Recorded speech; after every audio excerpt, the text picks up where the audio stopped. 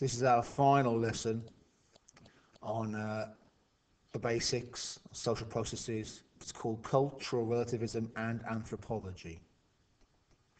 So I'm going to be able to recall some anthropological examples when you finish this, understand what the title means, that bit there, and pick the right information.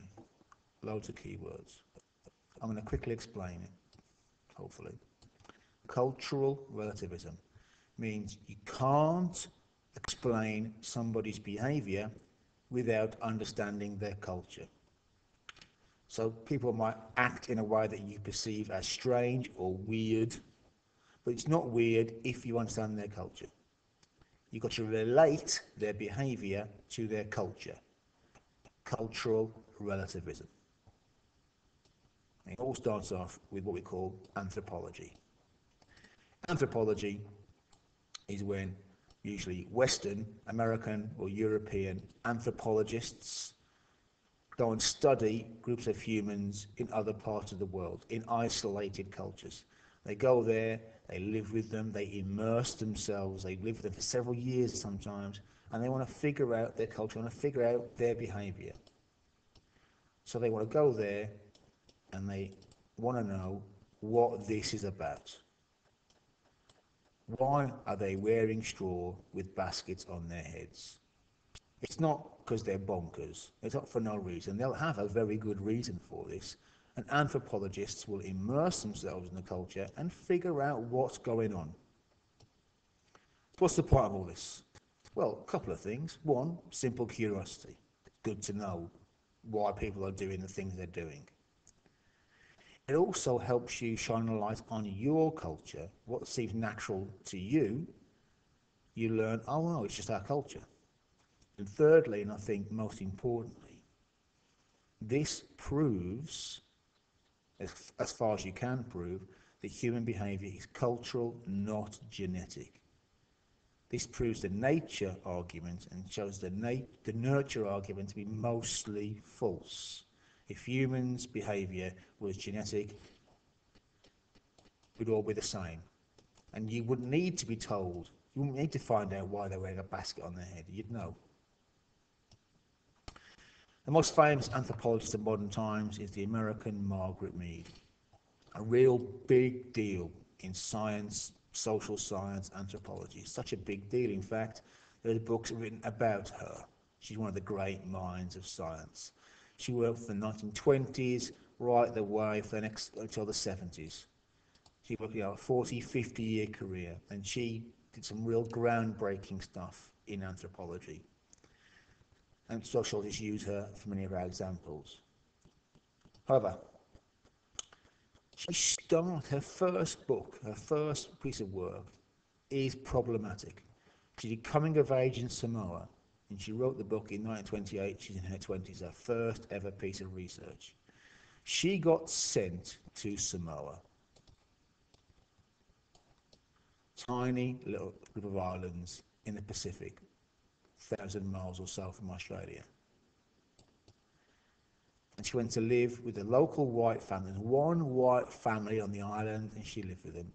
She was there for 5 months, and she studied 25 local girls aged between 14 and 20, asking them questions about adolescence, about what's it like to be a teenage girl in Samoa, what are the rules, what's the culture.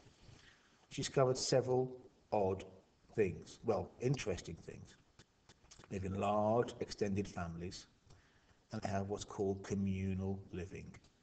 One big room, there's no separate bedrooms. So all the girls have seen sexual behaviour from they've seen their parents having sex.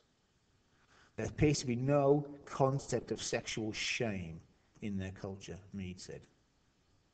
The girls reported they started to masturbate themselves at age 7 or 8. As they're teenagers, they're promiscuous. They have lots of sexual partners. And homosexuality between the girls is completely normal. So as you can imagine, when this book was published, it was a sensation because there's lots of sex in it. So a very different culture to ours. No concept of sexual shame. No such thing as a slut in Samoa. Compare that So the way we control our young women and the way we expect them to behave is very different. Problems. Well, classic problem anthropologist, how do you know what you're seeing is the truth? And particularly in Mead's case, 5 months, staying with a white family. What should she have done? She should have immersed herself with the Samoans and she should have stayed there longer. In 5 months, it's doubtful that she could have properly learnt the language. So, for example, other anthropologists trying to repeat Mead's work discovered different things. They discovered, for example, that virginity is very highly valued in their culture, so much so that on their wedding day, the bride and groom have to have sex in front of everybody else to check that the girl is a virgin, to check that she bleeds. Now, that doesn't make sense if promiscuity is allowed. So there are obviously problems here with Mead's work. Now, how this comes up, always comes up in the Welsh Board exams. You get a picture, here you get a piece of prose, text about the Chambuli, another piece of research Margaret Mead did later on, and a question. Explain what anthropologist is. There's one difference between Chambuli and the UK. Explain one way which UK and the Chambuli are similar. All the answers should be in here. All you've got to do is think.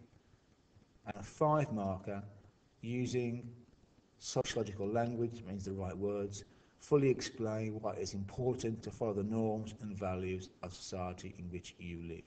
Why is it important to obey the rules? It's so everything makes sense.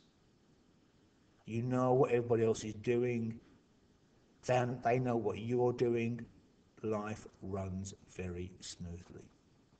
Now, when you have done this, when you've watched this video, you need to find this video on gender inequality. And there's some more examples here. The Gatla, the Manus, more work on the Chambuli. And here's that same questions again, in fact. You need to have memorized quite a few different anthropological examples, all to show that humans are different in different parts of the world, and therefore behaviour is cultural, it is not genetic.